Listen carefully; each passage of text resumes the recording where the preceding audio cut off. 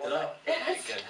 We'll have all the sport, all the weather for you coming up in just a few minutes. It is 13 minutes past 8. A new charity is warning that we could end up failing a generation of young people if we don't help them deal with the pressures of growing up.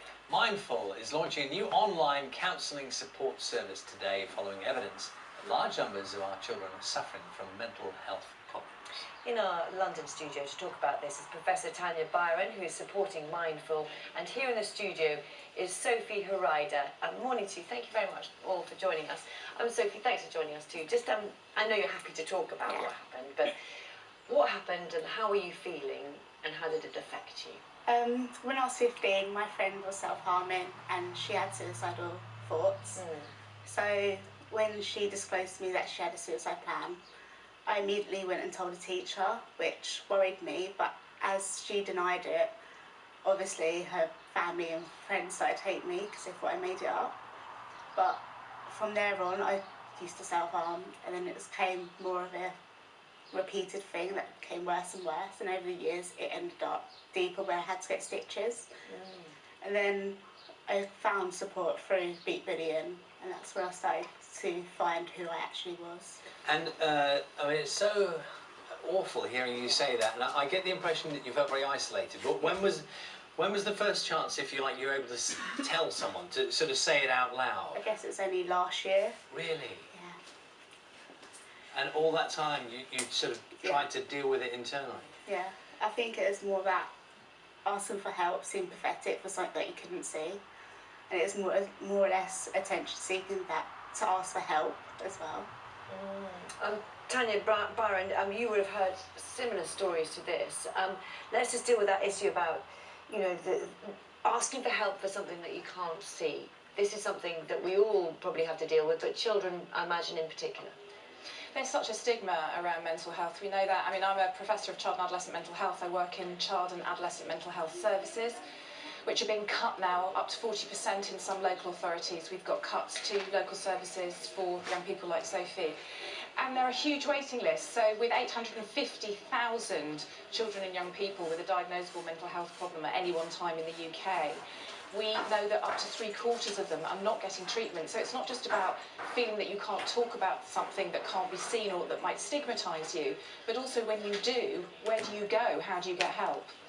And Tanya, to what extent, I mean, maybe we're getting a bit better about dealing with depression in adults. Is it compounded with teenagers with the notion that somehow we think they're grumpy? We think there's swings of emotions that come with those years, that people sort of write off a child who doesn't quite see themselves for a while. Does that somehow cloud the picture a little bit? Well, I mean, we know there's a difference between being grumpy and being clinically depressed, and we know that 1 in 5 children under the age of 16 show symptoms of depression, and about 1/3 of children under the age of 16 have thought about or attempted suicide.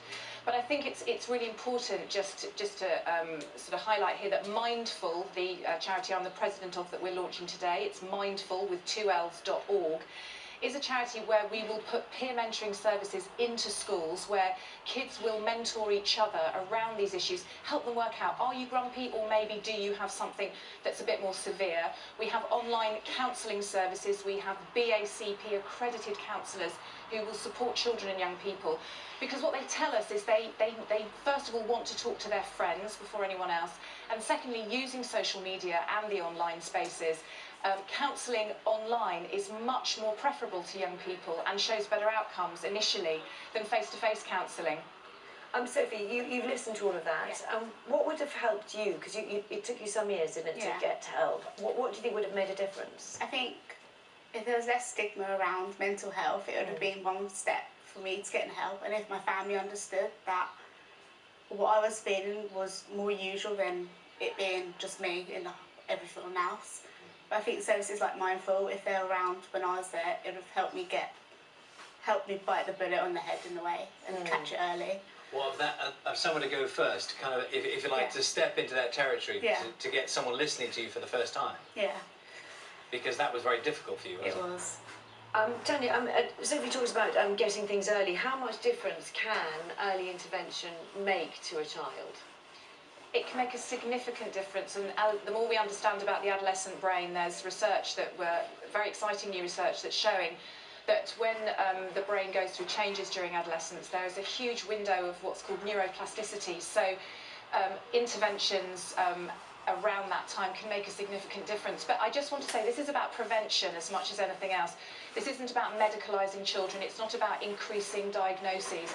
This is actually about getting in early and offering support systems through peer mentoring and also online support. So children and young people like Sophie feel able to talk out, they won't be stigmatised, they will be believed, and if necessary they can get online counselling, and then from there can be escalated to professionals like me who can then offer support if their problems are more complex and severe. And Sophie, can we give you a last thought from you? I mean, there'll be people watching this, not dissimilar ages from yourself, who are maybe in the position you were before, not talking to anyone.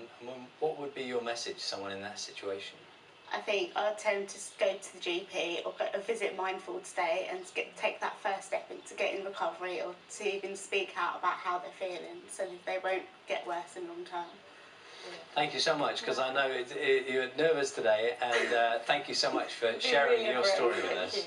Dr. Tanya Bryan, thank you very much for your help as well. Thank you. 19 minutes past